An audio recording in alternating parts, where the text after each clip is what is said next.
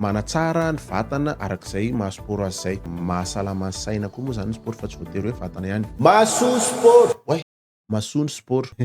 De zay ny tiako tenenina am'le izy. Rehefa manao an'le izy zany de ao anatin'ny règle de l'art na koa arak'ilay fitenin'izay olona malaza be eto Madagasikara izay hoe zay. Tsy nahita mo hafa fa zay ny tena mahalaza azy. Inavany sport ataontsika eto Madagasikara. Voalohany aloha misy ny atao hoe judo.